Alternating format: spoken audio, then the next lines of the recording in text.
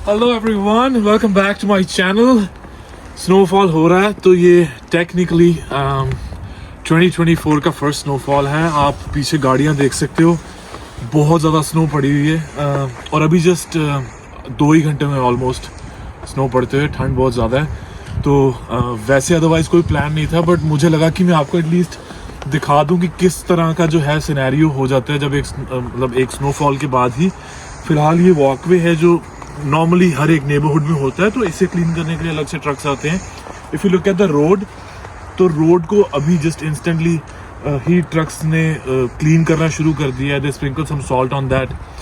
तो फिलहाल हम जा रहे हैं एक इम्प्रॉम्प्टू प्लान जो कि डिनर के लिए बन गया, तो वहाँ लेके चलते हैं आपको। स्नो पड़ रही है, ठंड बहुत ज़्यादा है। आगे के व्लॉग्स आते रहें और हम बीमार ना पड़े, इससे इसीलिए कोशिश करते हैं कि कार में बैठ जाओ और अंदर जाके फिर और बात करते हैं।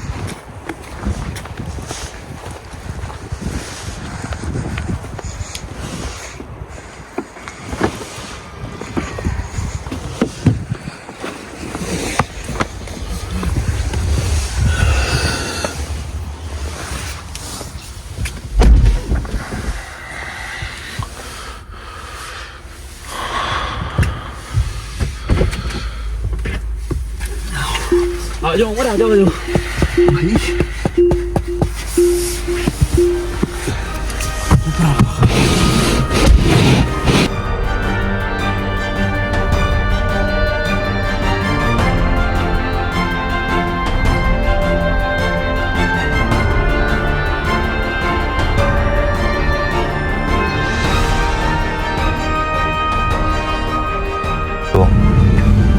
ओके सो हम फाइनली निकल गए हैं। नॉर्मली स्नो के टाइम पे क्या प्रॉब्लम रहती है कि रोड्स पे काफ़ी स्लश होती है। तो मैंने जैसे कि अपनी पिछली एक वीडियो में भी बताया था कि कनाडा में हमें टायर्स 2 बार चेंज करने पड़ते हैं। विंटर्स में स्नो टायर्स होते हैं जो कि नॉर्मली लोग दिसंबर से यूज़ करना शुरू कर देते हैं, इट गोज ऑन अंटिल अप्रैल। और अदरवाइज यहाँ पे ऑल सीजन यहाँ समर टायर्स चलते हैं। तो समर टायर्स के मुकाबले जो आपके विंटर टायर्स हैं उसमें ग्रिप ज़्यादा होती है कि आपकी गाड़ी को ज़्यादा ट्रैक्शन मिल पाए। इसमें गाड़ी स्लिप कम करती है। तो अगर आप कनाडा में हैं या अगर आप कहीं स्नो एरियाज में गाड़ी चला भी रहे हैं, it's really difficult to drive और गाड़ियाँ बहुत ज़्यादा स्किड करती हैं। मैं इस गाड़ी की बात करूँ तो ये एक रेयर व्हील ड्राइव गाड़ी है, यानी कि इसके पिछले पहियों में जो है वो पावर सप्लाई जो है वो पिछले टायर्स में है। तो इन्हें चलाना ज़्यादा मुश्किल होता है as compare to front wheel drive में, क्योंकि नॉर्मल गाड़ियों में इंजन आगे होता है और उन व्हील्स पे वेट होता है जिसके कारण गाड़ी चल सकती है। बट अदरवाइज रेयर व्हील गाड़ियाँ विंटर्स में स्नोई वेदर में चलाना बहुत ज़्यादा मुश्किल है।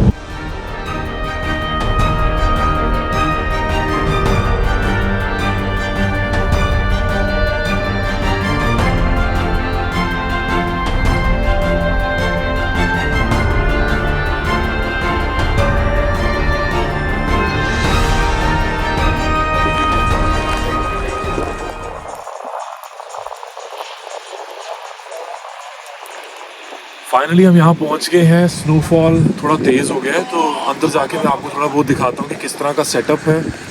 ये वाला जो इनका रेस्टोरेंट है ये हमारे घर से इट्स मोर देन 20 किलोमीटर्स। हमारे घर के पास भी एक था, बट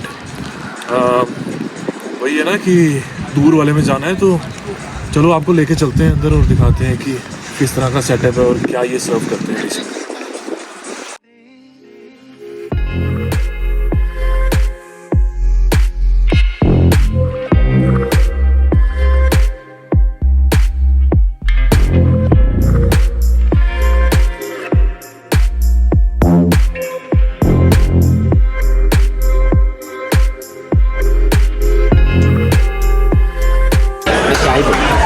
साथ में तो खाना नहीं मिल रहा और ये पागल हो रहे हैं यहाँ पे।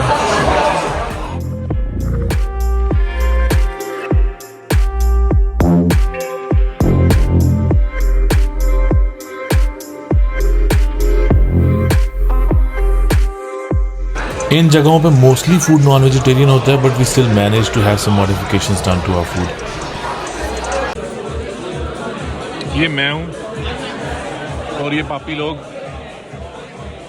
मांसाहार खा रहे हैं। All good, thank you so much.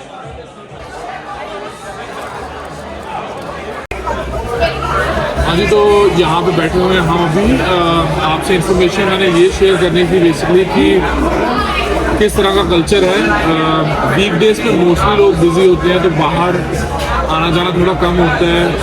आज सैटरडे नाइट है, सैटरडे नाइट के हिसाब से इतना क्राउडेड नहीं है जितना होना चाहिए। और दूसरा रीज़न ये भी है कि मोस्टली क्रिसमस और न्यू ईयर के बाद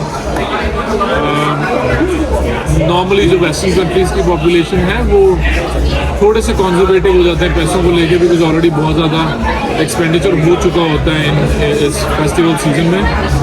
तो जस्ट एन आइडिया कि यार क्या होता है बेसिकली कि आप बाहर आएंगे, आप टाइम स्पेंड करेंगे फ्रेंड्स के साथ, you know, with your colleagues. Mostly लोग सैटरडे को ये पसंद करते हैं क्योंकि संडे फ्री होता है, तो संडे को मोस्टली लोग अपने कोजी एनवायरनमेंट में ही रहेंगे। आज शायद स्नो के कारण भी लोग कम है, but this is how life works here.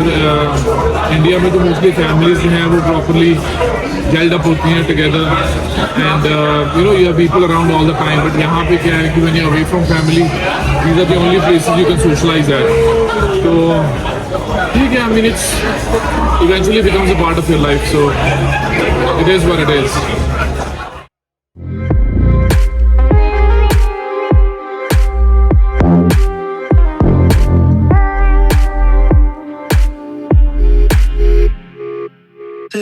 खाना खाने के बाद निकल गए हम वापसी के लिए। एक चीज़ मैं आपको बताना भूल गया कि कनाडा में टिप का बहुत कल्चर है। तो जब आपके पास बिल आता है, सबसे पहले तो लेट्स से आपने कुछ ऑर्डर किया जिसकी वैल्यू $10 है, तो वो $10 के ऊपर फर्स्ट ऑफ ऑल एक टैक्स लगेगा जो नॉर्मली ओंटारियो में 13% के आसपास है। कुछ चीज़ों पे कम भी लगता है, बट 13% जो है वो रेगुलर टैक्स ब्रैकेट जो है वो सबके लिए स्टैंडर्ड है। तो वो टैक्स लग के जब आपके पास बिल आता है, उसके बाद एक टिपिंग का कल्चर है कि आपको मिनिमम 10% 15% आपको टिप देनी ही है। एज इन ऐसा नहीं है कि वो आपसे ज़बरदस्ती निकलवाएंगे, बट इट्स अ कल्चर। तो अगर आप नहीं दोगे तो हो सकता है जो आपको बंदा सर्व कर रहा है, ऑब्वियसली उसकी भी कुछ एक्सपेक्टेशन होती है कि मैंने इतना एफर्ट करके और इतनी ज़्यादा यू नो मेहनत के साथ सर्व किया इनको, तो इन्होंने पैसे भी नहीं दिए। और वो बात आ जाती है फिर उसके बाद अपनी इमेज को बचाने की। तो पता लगा कि इस बार आप नहीं कर रहे हैं तो अगली बार कोई इंडियन जाएगा या ब्राउन स्किन का कोई बंदा जाएगा तो उसे उस तरह की सर्विस ही ना मिल पाए। तो ये कल्चर है जो कनाडा में बहुत ज़्यादा प्रेवलेंट है और लोग रिस्पेक्ट करते हैं। तो this is one of those other things that I wanted to share with you. अभी हम जा रहे हैं वापस घर की तरफ। घर पहुंच के देखते हैं कि वहाँ पे कितना स्नोफॉल हुआ है, और अगर सफाई की ज़रूरत हुई तो सफाई भी करेंगे, क्योंकि आपके घर के सामने जो स्नो इकट्ठी हुई है वो उसे क्लीन करना आपकी जिम्मेदारी है। हाँ जी, तो वापस आ गए हैं। आपके लिए एक ड्रोन से वीडियो बनाने की कोशिश कर रहा था, कुछ हद तक बन गई, बट उसके बाद ड्रोन क्रैश कर गया क्योंकि ऑब्स्टेकल अवॉइडेंस जो है वो नॉर्मली रात में एक्टिव नहीं होता, तो ड्रोन को ऑब्स्टेकल्स सेंस करने में थोड़ी प्रॉब्लम होती है। खैर, जो भी कैप्चर किया है वो श्योरली मैं वीडियो में डालूंगा, और होपफुली इट वर्क्स अगैन। मैं अंदर जाके अभी इसको साफ करता हूँ, और अगर इसमें पानी गया होगा तो then we'll have to see what to do, because पानी जो है वो वारंटी में भी कवर नहीं होता है। एनीवेज, तो अभी बस स्नो बहुत पड़ चुकी है। अभी आई थिंक 3 बजे तक पड़ेगी रात को। आज के व्लॉग में इतना ही कवर करूंगा, और उसके बाद कीप वाचिंग, कीप सपोर्टिंग, और नए vlogs for sure as we grow we'll keep putting new vlogs and keep giving you more information. Till then, bye bye, take care and stay safe.